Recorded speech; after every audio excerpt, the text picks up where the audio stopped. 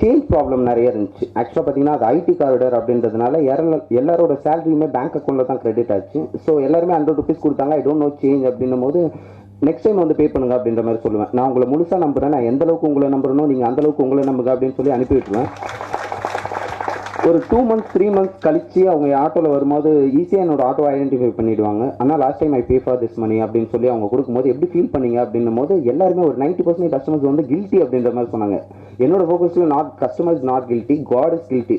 கடவுளுக்கு கஷ்டம்னா சும்மா இருக்குமா? ஸ்ட்ரைட்டாக பேங்க்கு போனோன்னா மேனேஜரை பார்த்தேன். இப்போ கிடையாதுங்க, 2 வருஷம் 8 மாதம் ஆச்சு என்னோட ஆட்டோக்குள்ளே கார்ட் ஸ்வைப்பிங் மிஷின் வந்து. ஸோ ₹10 நீங்கள் ஆட்டோக்குள்ளே கார்டில் பே பண்ணலாம். சரிங்களா? டிமானிட்டேஷனுக்குலாம் முன்னாடியே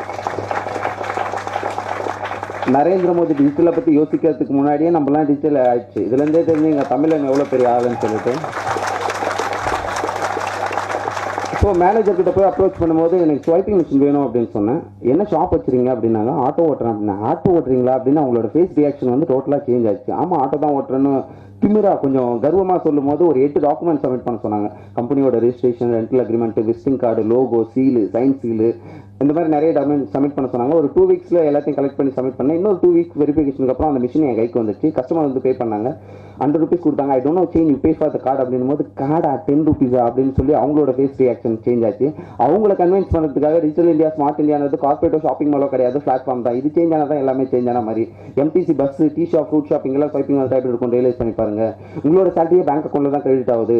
மினிமம் பர்பஸ் அப்படின்னு சொல்லி ஒரு ₹50 ₹100 வித்ட்ரா பண்ணதுக்கப்புறம் ₹50 ஸ்பெண்ட் பண்ணிட்டு அது மீறி ₹50 டிரான்சாக்ஷன் எங்கே போச்சுன்னு உங்களுக்கே தெரியாமல் போகுது. எல்லா இடத்துலையுமே டிஜிட்டலைஸாக இருந்தால் உங்களோட டிரான்சாக்ஷன் ரொம்ப ஓப்பனாக இருக்கும் அப்படின்ற மாதிரி கன்வின்ஸ் பண்ணேன். இப்போ ஒரு 70% கஸ்டமர்ஸ் வந்து என்னோட ஆட்டோக்குள்ள வந்து கார்டில் ஸ்வைப் பண்ணி பே பண்ணிட்டு இருக்காங்க.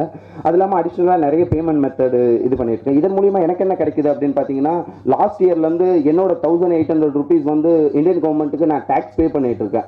ஆட்டோ டிரைவராக இந்தியாவிலேயே டேக்ஸ் பே பண்ணுற முதல் நான் தான்.